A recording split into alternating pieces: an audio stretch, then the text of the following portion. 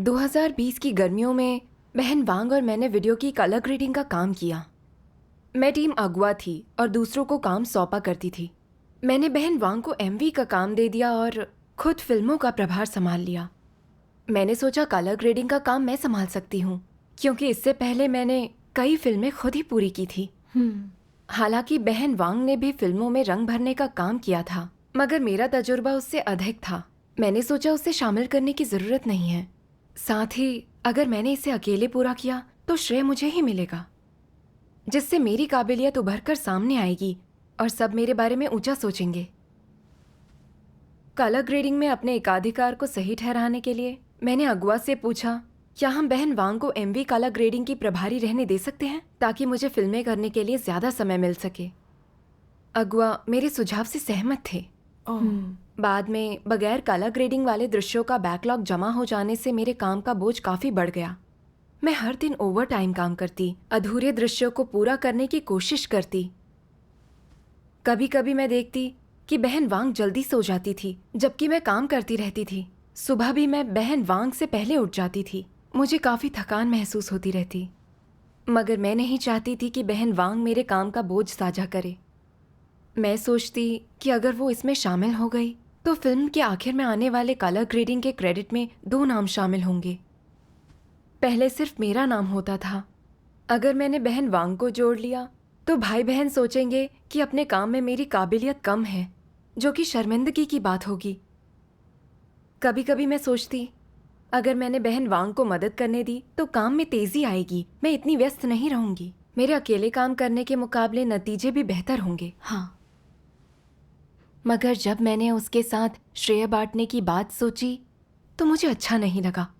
मैंने सोचा, चलो छोड़ो, मैं थोड़ी ज्यादा मेहनत करके काम पूरा कर लूंगी। इस तरह मैंने बहन वांग को कलर ग्रेडिंग में भागीदार नहीं बनने दिया।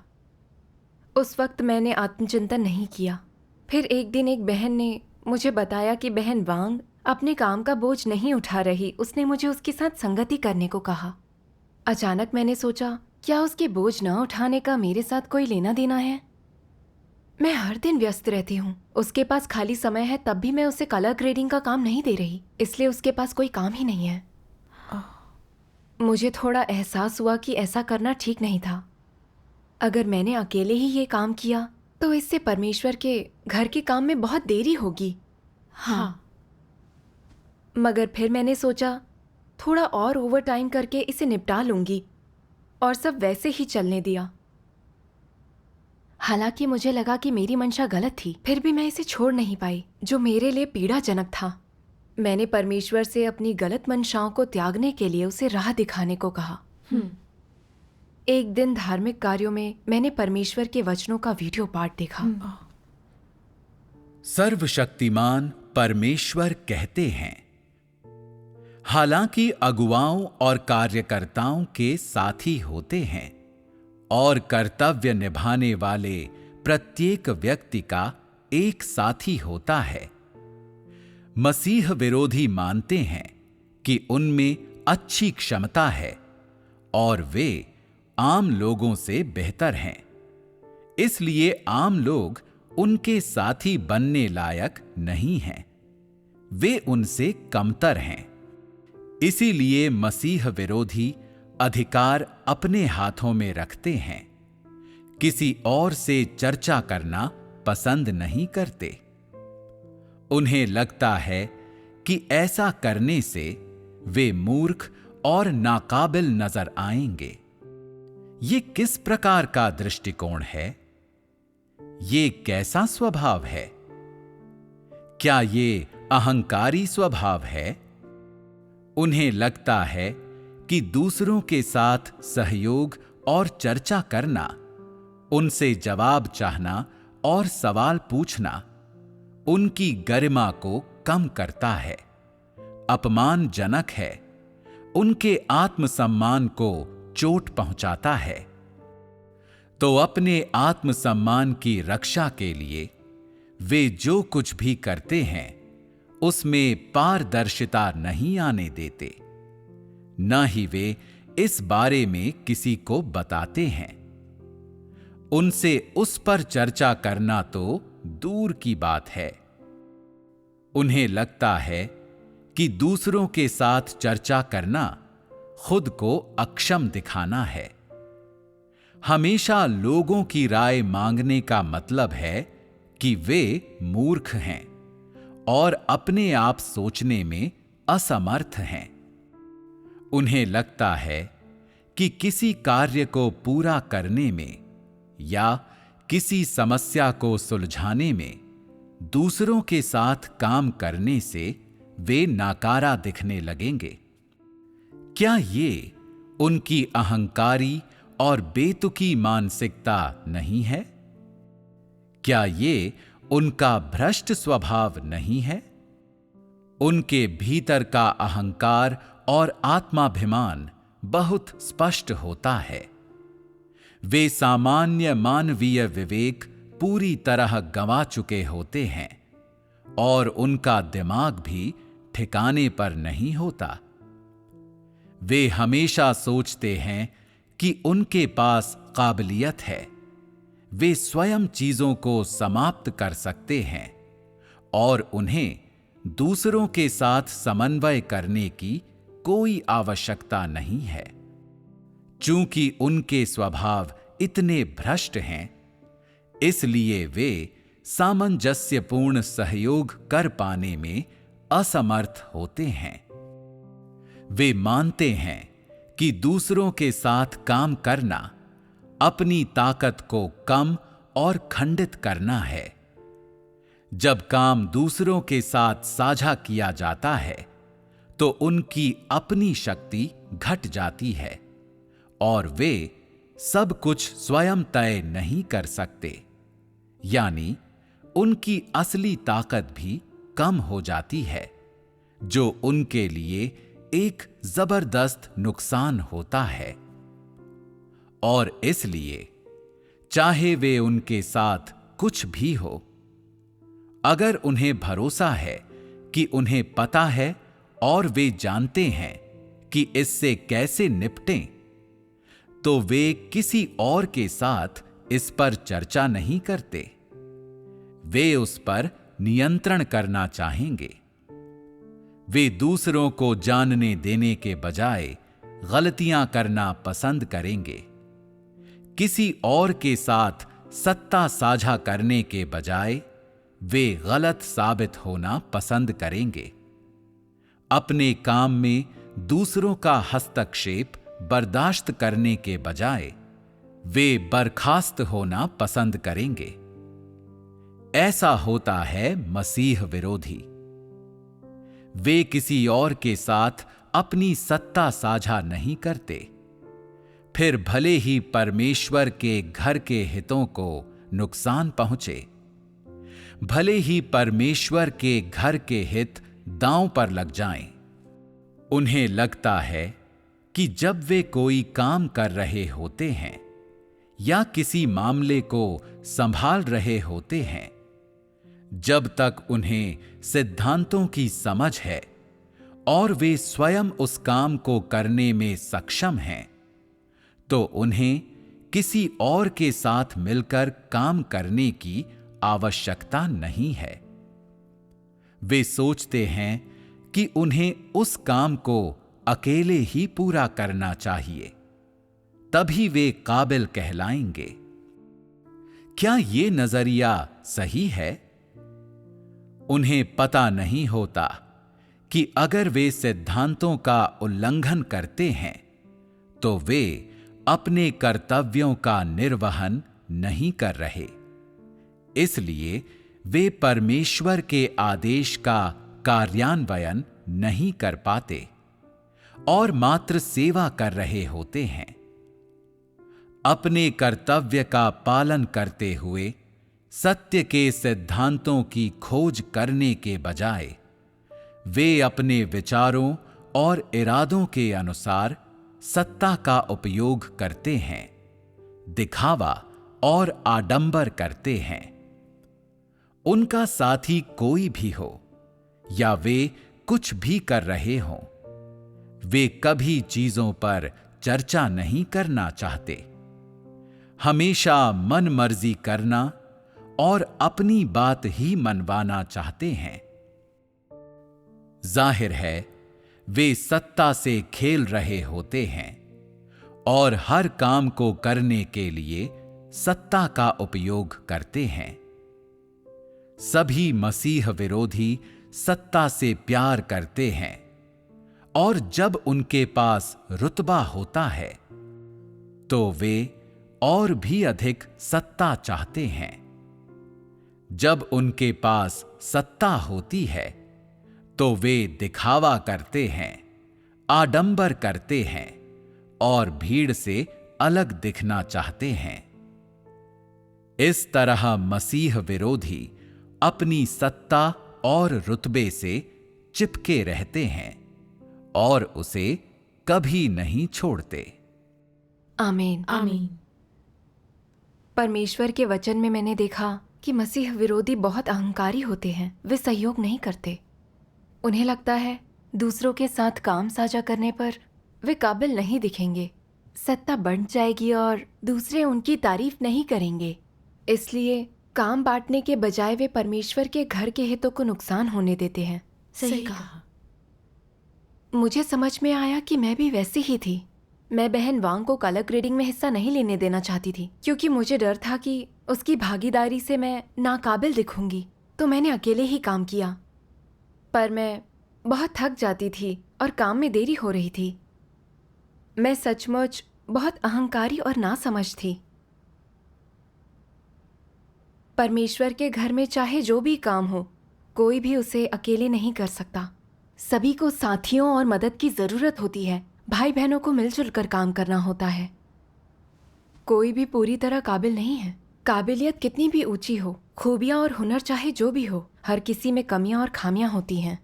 हमें खुद की परवाह छोड़ साथियों का सहयोग करना चाहिए ताकि हम अपना काम अच्छे से कर सके। हाँ। मगर मैं अहंकारी और दम्भी थी, ज्यादा ही महत्वाकांक्षी थी। काम का सारा श्रेय खुद ही लेना चाहती थी। इसलिए मैंने किसी को साथी नहीं बनाया। मैंने लोगों को अपने काम में जोड़ने के बजाय परमेश्वर के घर के काम में देरी होने दी। इस तरह काम करके मैं अच्छे कर्म नहीं कर रही थी, बल्कि दुष्टता कर रही थी। ये बात समझ आने पर मैं बहुत उदास हो गई। मैंने परमेश्वर से प्रार्थना की, परमेश्वर, मैंने देखा कि मैं बहुत अहंकारी हूँ। मुझ में जरा भी इंसानियत नहीं है। मैं भ्रष्ट स्वभाव के साथ काम नहीं करना चाहती। मैं पश्चाताप करना चाहती हूँ। मुझे राह दिखाओ ताकि मैं खुद को जान सकूं। एक दिन मैं अपनी हालत से जुड़े परमेश्वर के वचन के अंश खोज रही थी तो मुझे ये अंश मिला। अपना कर्तव्य अच्छे से निभाने के लिए क्या करना चाहिए? इसे पूरे मन और पूरी ऊर्जा से निभाना चाहिए। ये करना यानी अपनी पूरी सोच अपना कर्तव्य निभाने पर लगाना, अन्य चीजों को मन में आने न देना, और फिर जो ऊर्जा है उसे लगाना, अपनी संपूर्ण शक्ति का प्रयोग करना और अपनी क्षमता, गुण, खूबियों और उन चीजों का प्रयोग करना जो समझ आ गई हैं। यदि तुम बातों को समझते हो और तुम्हारे पास कोई अच्छा विचार है तो तुम्हें इस बारे में संवाद करना चाहिए। सद्भाव में सहयोग करने का यही अर्थ होता है। इस तरह तुम अपने कर्तव्य का पालन अच्छी तरह और संतोषजनक ढंग से कर पाओगे। यदि तुम लोग सब काम अपने ऊपर लेना चाहते हो, दूसरों के बजाय खुद को दिखाना चाहते हो, तो क्या तुम अपना कर्तव्य निभा रहे हो? ये तानाशाही और दिखावा करना है। ये एक शैतानी व्यवहार है, कर्तव्य का निर्वहन नहीं। किसी की क्षमता, गुण या विशेष प्रतिभा, चाहे कुछ भी हो, वो सभी कार्य स्वयं नहीं कर सकता। कलीसिया का काम अच्छी तरह से करने के लिए सहयोग करना सीखना होगा। इसलिए सौहार्दपूर्ण सहयोग कर्तव्य के निर्वहन के अभ्यास का एक सिद्धांत है। अगर तुम अपना पूरा मन, सारी ऊर्जा और पूरी निष्ठा लगाते हो और जो हो सके वो अर्पित करते हो, तो तुम अपना कर्तव्य अच्छी तरह निभा रहे हो। यदि तुम्हारे पास कोई ख्याल या कोई विचार है तो उसे दूसरों को बताओ। इसे स्वयं तक न रखो या रोके मत रहो, लेकिन दूसरों की राय पर ध्यान देने से भी ना चूको। सही विचार स्वीकारना और उसका पालन करना चाहिए, तब तुम सद्भाव में सहयोग प्राप्त कर लोगे। अपने कर्तव्य को ईमानदारी से निभाने का यही अर्थ है। तुम लोगों को सब कुछ अपने ऊपर नहीं लेना है। ना ही अत्यधिक कार्य करो, ना सबसे अलग सोचने वाला बनो। इसके बजाय तुम्हें सीखना है सद्भाव में कैसे सहयोग करना है, जो बन पड़े वो कैसे करना है, अपनी जिम्मेदारियां कैसे पूरी करनी है, अपनी ऊर्जा कैसे लगानी है। कर्तव्य के निर्वहन का यही अर्थ है। ये परिणाम प्राप्त करने के लिए अपनी शक्ति और रोशनी का प्रदर्शन करना है। बस इतना ही करना काफ़ी है। हमेशा दिखावा करने की कोशिश मत करो। ऊंची ऊंची और दूसरों के विपरीत बातें मत करो। दूसरों के सुझाव सुनने और उनकी क्षमताएं खोजने पर अधिक ध्यान दो। इस तरह सद्भाव में सहयोग करना आसान हो जाता है। यदि तुम हमेशा दिखावा करने और अपनी बात ही मनवाने की कोशिश करते हो तो तुम सद्भाव में सहयोग नहीं कर रहे हो। तुम क्या कर रहे हो? तुम बाधा डाल रहे और दूसरों को कमजोर कर रहे हो। ऐसा करना शैतान की भूमिका निभाना है। ये कर्तव्य का निर्वहन नहीं है। यदि तुम दूसरों को परेशान और कमजोर करते हो तो तुम कितना भी प्रयास करो या ध्यान रखो, परमेश्वर इसे याद नहीं रखेगा। आमीन। आमीन। परमेश्वर के वचन पर विचार करके मुझे शर्मिंदगी महसूस हुई। परमेश्वर के वचन ने मेरी हालत का खुलासा किया। मैं खुद को स्थापित करने और ऊंचा दिखाने के लिए बहन वांग के बिना कलर ग्रेडिंग का काम करना चाहती थी। मुझे लगा क्योंकि मैं हर फिल्म का काम अकेले किया करती थी, इसलिए बहन वांग को शामिल करने पर मुझसे मेरा श्रेय छिन जाएगा। कोई मेरी तारीफ नहीं करेगा, दिखावे के लिए कोई पूंजी नहीं होगी। मैंने सोचा इस तरह से मैं पिछड़ जाऊंगी। मैं जानती थी कलर ग्रेडिंग के काम का भार बहुत ज्यादा था और अकेले ये काम करने में देरी होगी। अपनी बहन को शामिल करने से काम तेजी से होगा और नतीजे बेहतर होंगे। ये जानकर भी कि टीम का ज्यादातर काम मेरे हाथों में था, जबकि मेरी बहन अक्सर खाली बैठी रहती और उसकी हालत पर भी असर पड़ रहा था। फिर भी मैंने उसे काम का बोझ बांटने नहीं दिया। मैं सभी फिल्मों की कलर ग्रेडिंग खुद ही करना चाहती थी, ताकि ये साबित कर सकूं कि मेरे पास अच्छे तकनीकी और पेशेवर कौशल हैं। मैंने देखा कि मैं हर वक्त अपनी इज्जत और रुतबे के बारे में सोचती थी। मैंने ना तो परमेश्वर के घर के काम पर ध्यान दिया, ना ही बहन की भावनाओं पर। मुझ में अंतरात्मा या इंसानियत नहीं थी। कहने को तो मैं हर दिन जल्दी उठ जाती और कड़ी मेहनत करती थी, मानो मैं कष्ट सह सकती हूँ, कीमत चुका सकती हूँ। मगर असल में मैं निजी उद्यम में जुटी हुई थी, अपनी इच्छाएं पूरी कर रही थी। मैं एक सृजित प्राणी के रूप में अपना कर्तव्य नहीं निभा रही थी। कर्तव्य के बहाने परमेश्वर के घर का काम बिगाड़ रही थी, दुष्टता कर रही थी। मैं एक मसीह विरोधी की राह पर चल रही थी। फिर मैंने परमेश्वर के वचनों के 2 अंश पढ़े। आओ मिलकर पढ़ें।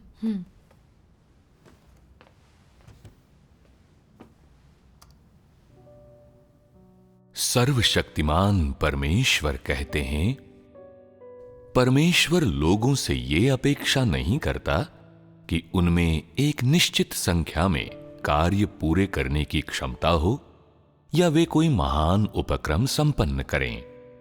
न ही वो उनसे किन्हीं महान उपक्रमों का प्रवर्तन करवाना चाहता है।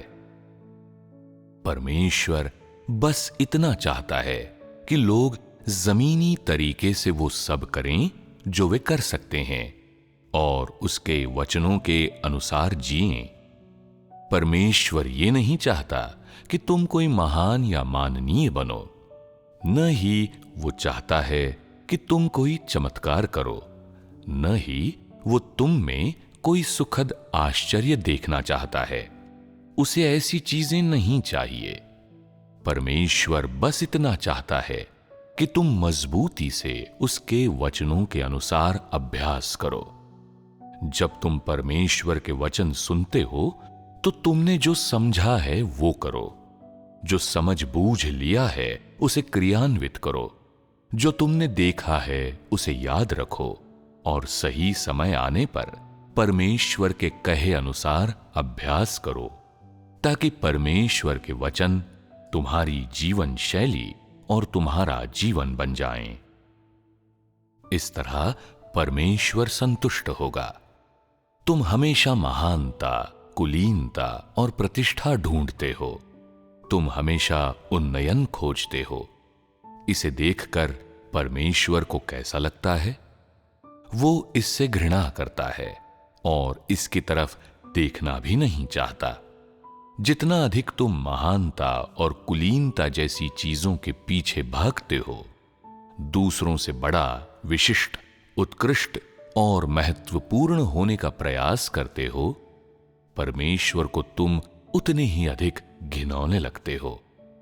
यदि तुम आत्मचिंतन करके पश्चाताप नहीं करते तो परमेश्वर तुम्हें तुच्छ समझकर त्याग देगा।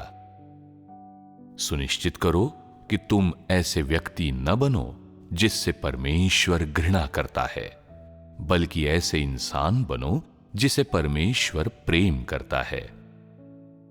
तो इंसान परमेश्वर का प्रेम कैसे प्राप्त कर सकता है?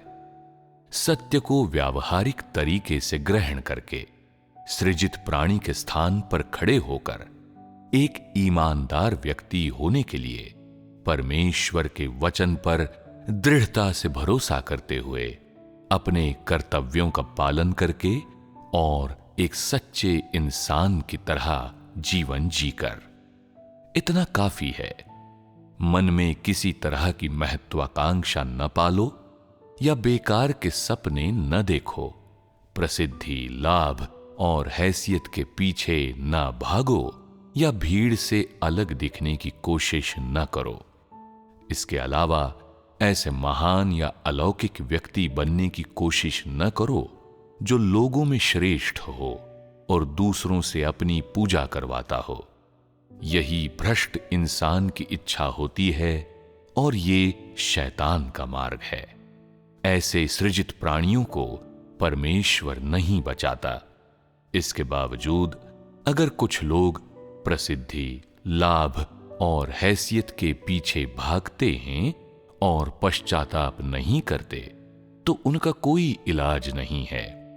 उनका केवल एक ही परिणाम होता है, हटा दिया जाना। वो मानक क्या है जिसके द्वारा किसी व्यक्ति के कर्मों का न्याय अच्छे या बुरे के रूप में किया जाता है? ये इस बात पर निर्भर करता है कि अपने विचारों, अभिव्यक्तियों और कार्यों में तुम में सत्य को व्यवहार में लाने और सत्य वास्तविकता को जीने की गवाही है या नहीं। यदि तुम्हारे पास ये वास्तविकता नहीं है या तुम इसे नहीं जीते, तो इसमें कोई शक नहीं कि तुम कुकर्मी हो। परमेश्वर कुकर्मियों को किस नजर से देखता है? तुम्हारे विचार और बाहरी कर्म परमेश्वर की गवाही नहीं देते। न ही वे शैतान को शर्मिंदा करते या उसे हरा पाते हैं, बल्कि वे परमेश्वर को शर्मिंदा करते हैं और ऐसे निशानों से भरे पड़े हैं जिनसे परमेश्वर शर्मिंदा होता है। तुम परमेश्वर के लिए गवाही नहीं दे रहे, न ही तुम परमेश्वर के लिए अपने आप को खपा रहे हो। तुम परमेश्वर के प्रति अपनी जिम्मेदारियों और दायित्वों को भी पूरा नहीं कर रहे, बल्कि तुम अपने फायदे के लिए काम कर रहे हो। अपने फायदे के लिए से क्या अभिप्राय है? शैतान के लिए काम करना। इसलिए अंत में परमेश्वर यही कहेगा, कुकर्म करने वालों, मेरे पास से चले जाओ। परमेश्वर की नजर में तुमने अच्छे कर्म नहीं किए हैं, बल्कि तुम्हारा व्यवहार दुष्टों वाला हो गया है। तुम्हें पुरस्कार नहीं दिया जाएगा और परमेश्वर तुम्हें याद नहीं रखेगा। क्या ये पूरी तरह से व्यर्थ नहीं है? आमीन। परमेश्वर के वचनों से मैंने उसकी इच्छा को समझा। इंसान से परमेश्वर की अपेक्षाएं सरल हैं। परमेश्वर नहीं चाहता कि लोग बड़े या कोई ऐसा काम करे जिससे दुनिया हिल जाए। परमेश्वर हमें महान इंसान बनने को नहीं कहता। वो केवल ये चाहता है कि हम एक सृजित प्राणी की जगह पर रहें, व्यवहारिक तरीके से सत्य का अनुसरण करें और परमेश्वर के वचन के अनुसार जीवन जिए। हाँ हाँ। परमेश्वर हमारी उपलब्धि के आधार पर यह मूल्यांकन नहीं करता कि हम अपना कर्तव्य निभाने के काबिल हैं या नहीं, बल्कि वो देखता है कि हमारी काम की मंशा परमेश्वर की इच्छा के अनुरूप है या नहीं, हम हर मुमकिन कोशिश करते हैं या नहीं। जब हमारी मंशा सही होगी और हम सही राह पर चलेंगे, तभी अपने काम में गवाही दे सकते हैं। जब लोग सिर्फ अपनी इच्छाओं को पूरा करने के लिए काम करते हैं, तब वे चाहे कितना भी प्रयास करें या कितना भी योगदान दें, आखिर में परमेश्वर उन्हें निकाल देगा। सही कहा। सही कहा। हमारे कामों में हमारे इरादे और शुरुआती बिंदु महत्वपूर्ण होते हैं। इरादे सही हो तो हम सही रास्ते पर चलते हैं, तभी हमें पवित्र आत्मा का मार्गदर्शन मिल सकता है। हाँ, मुझे एहसास हुआ कि मैं हमेशा अपने काम का सारा श्रेय खुद लेना चाहती थी। अहंकारी स्वभाव के कारण अकेले काम करना चाहती थी। मैंने खुद को इतना थकाया ताकि दूसरे मेरे बारे में ऊंचा सोचें। मेरे प्रयास परमेश्वर को संतुष्ट करने के लिए नहीं थे, ये सिर्फ मेरी निजी इच्छाओं को पूरा करने के लिए थे। भले ही मैं बहुत व्यस्त रही, काफी कष्ट झेले, दूसरों की तारीफ और सहमति हासिल की, पर यह सब किस लिए था? इनका मतलब ये नहीं कि मेरे काम का तरीका सही था या ये कि मुझे परमेश्वर की स्वीकृति मिल गई थी। आखिर में गलत राह पर चलने के कारण मैंने शैतानी स्वभाव से काम किया, परमेश्वर के घर का काम बिगाड़ा। परमेश्वर मुझे ठुकरा देगा। सही कहा। मैंने ये भी सोचा कि बहन वांग के साथ सहयोग करने से मेरे काम की कमियों की भरपाई होगी। वो सीखने पर ध्यान देती थी, अध्ययन करना चाहती थी और उसकी कुशलता तेजी से बढ़ी थी। पर मेरे साथ ऐसा नहीं था। मैंने अपने अनुभव पर ज्यादा भरोसा किया। भले ही मैं ये काम काफी समय से कर रही थी, मेरी कुशलता में ज्यादा सुधार नहीं हुआ था। सबसे बड़ी बात, किसी इंसान के विचार और सौंदर्य बोध हमेशा सीमित होते हैं। जिन्हें आत्मबोध होता है वो अपनी इच्छाओं का त्याग करते हैं, काम अच्छे से करने के लिए सहयोग करते हैं। यही समझ होनी चाहिए, ऐसे ही अभ्यास करना चाहिए। बिल्कुल सही है। मगर मैं अहंकारी और दम्भी थी, रुतबे की चाह रखती थी। मैं अपनी बहन के साथ सहयोग करना नहीं चाहती थी। इन बातों का असर काम की प्रगति और नतीजों पर पड़ा। अगर मैंने उसके साथ सहयोग किया होता, एक दूसरे की मदद की होती, तो काम की प्रगति और नतीजे अभी के मुकाबले काफी बेहतर होते। मैंने जितना सोचा उतना ही लगा मैं बहुत अहंकारी थी, मुझ में इंसानियत नहीं थी। जितना सोचा उतनी ही खुद से नफरत हुई और अपने कर्मों पर अफसोस हुआ। मैं इन इरादों के साथ काम नहीं करना चाहती थी। मैंने परमेश्वर से प्रार्थना की, परमेश्वर, मैं हमेशा महत्वाकांक्षा के साथ अपने नाम और रुतबे के लिए काम करती हूँ। मैं अनुसरण करने के बजाय पश्चाताप करना चाहती हूँ। अपने गलत इरादों को त्याग कर अपनी बहन के साथ अच्छे से काम करना चाहती हूँ। आमीन। अगली सुबह अपने धार्मिक कार्यों के दौरान मैंने परमेश्वर के ये वचन पढ़े। जो सत्य को व्यवहार में ला सकते हैं वे परमेश्वर की जांच को स्वीकार कर सकते हैं। इसे स्वीकार करने के बाद तुम्हारा हृदय निष्कपट हो जाता है। यदि तुम हमेशा दिखाने के लिए काम करते हो, दूसरों की प्रशंसा पाना चाहते हो, लेकिन परमेश्वर की जांच नहीं स्वीकारते, तो क्या तुम्हारे हृदय में परमेश्वर है? ऐसे लोग परमेश्वर पर श्रद्धा नहीं रखते। हमेशा अपने लिए कार्य मत कर, हमेशा अपने हितों की मत सोच, इंसान के हितों पर ध्यान मत दे और अपने गौरव, प्रतिष्ठा या हैसियत पर विचार मत कर। तुझे सबसे पहले परमेश्वर के घर के हितों पर विचार करना चाहिए, उसे पहली प्राथमिकता बनाना चाहिए। परमेश्वर की इच्छा की परवाह कर, इस पर चिंतन कर कि क्या तू अपने कर्तव्य निर्वहन में अशुद्ध रहा है, क्या तू वफादार रहा है, अपनी जिम्मेदारियां पूरी की हैं, अपना सर्वस्व दिया है। साथ ही क्या तूने अपने कर्तव्य और कलीसिया के कार्य के प्रति पूरे दिल से विचार किया है? तुझे इन पर विचार करने की आवश्यकता है। इन पर बार बार विचार कर और इनका पता लगा और तू आसानी से अपने कर्तव्य को अच्छी तरह से निभा पाएगा। जब तेरी क्षमता कमजोर होती है या अगर तू अपने पेशेवर कार्य में दक्ष नहीं है, तब सारी ताकत लगा देने के बावजूद तेरे कार्य में कुछ गलतियां या कमियां हो सकती हैं और परिणाम बहुत अच्छे नहीं हो सकते हैं। तू जो भी करता है उसमें तू अपनी स्वार्थी इच्छाओं या प्राथमिकताओं को पूरा नहीं करता। इसके बजाय तू सदा कलीसिया के कार्य और हितों की सोचता है। भले ही तुम अच्छे से कर्तव्य ना कर पाओ, पर तुम्हारा दिल सुधार दिया गया है। अगर तुम अपनी समस्याओं को सुलझाने के लिए सत्य खोज सकते हो, तब तुम्हारा कर्तव्य मानक स्तर का होगा और तुम सत्य की वास्तविकता में प्रवेश कर पाओगे। ये है गवाही देना। आमीन। आमीन।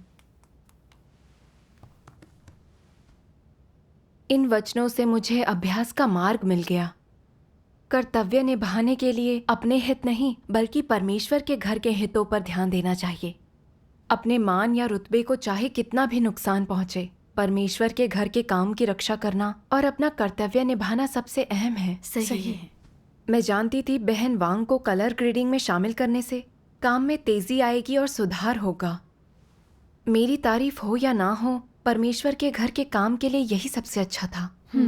परमेश्वर की इच्छा को समझने के बाद मुझे सत्य का अभ्यास करने की प्रेरणा मिली। अब मैं ये नहीं सोचती कि क्रेडिट्स में कितने नाम शामिल होंगे। ये परवाह नहीं करती कि दूसरे मेरे बारे में क्या सोचेंगे। मैं सिर्फ परमेश्वर को संतुष्ट करने की सोचती हूँ। परमेश्वर का परमेश्वर धन्यवाद। का धन्यवाद।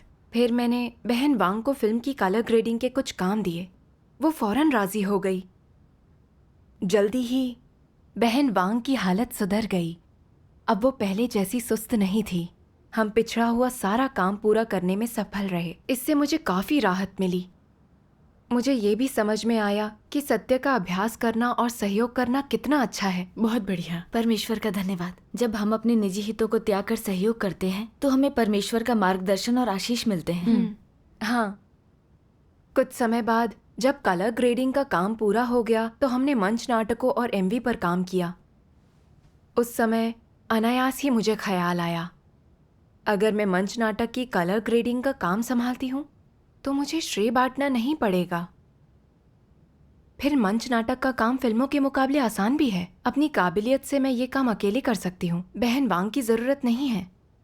अगर इस काम में 2 लोगों की ज़रूरत पड़ती है तो मैं नाकाबिल दिखूंगी। सभी मुझ पर हंसेंगे।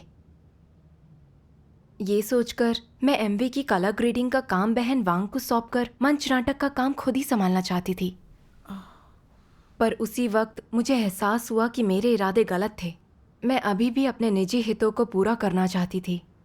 मैंने परमेश्वर के वचनों को याद किया, यदि तुम अभी भी रुतबे और प्रतिष्ठा से ग्रस्त हो, अभी भी दिखावे और प्रशंसा हासिल करने में जुटे हो, तो तुम सत्य का अनुसरण नहीं करते और तुम गलत रास्ते पर चलते हो। तुम जिसका अनुसरण करते हो वो ना तो सत्य है ना ही जीवन, बल्कि वो है जिनसे तुम प्रेम करते हो, रुतबा और प्रतिष्ठा है। ऐसे में तुम्हारे काम का सत्य से लेना देना नहीं होगा। वो सब कुकर्म और सेवा करने के रूप में गिना जाएगा। आमीन। परमेश्वर के वचन ने मुझे जगा दिया। मैं अनजाने में हमेशा स्वार्थी चीजें किया करती थी। मैं बहुत तुच्छ और खुदगर्ज थी, इतनी कि मुझे खुद से नफरत होने लगी। मैं अपने गलत इरादों को त्याग कर सत्य का अभ्यास करना चाहती थी। मैंने बहन वांग को मेरे साथ मंच नाटक की कलर ग्रेडिंग में हाथ बटाने को कहा। उस दिन से जब भी काम सौंपने की बात आती है, मैं हमेशा बहन वांग से सलाह लेती हूँ, उसकी राय पूछती हूँ। जब भी मैं सारा श्रेय खुद लेना चाहती हूँ तो सचेत होकर खुद का त्याग करती हूँ और ज़रूरतों के आधार पर बहन वांग को काम सौंप देती हूँ। इस तरह मुझे शांति और सुकून महसूस होता है। परमेश्वर का धन्यवाद। इस अनुभव से मुझे अपनी अहंकारी महत्वाकांक्षाओं और शैतानी स्वभाव की समझ आई। मुझे एहसास हुआ कि अपना काम अच्छे से करने के लिए सहयोग ज़रूरी है। सिर्फ अपने भरोसे काम करने से कोई काम अच्छा नहीं होता। सही है। केवल मिलजुल कर सहयोग करने से ही हमें पवित्र आत्मा का मार्गदर्शन मिल सकता है। हाँ, परमेश्वर का धन्यवाद।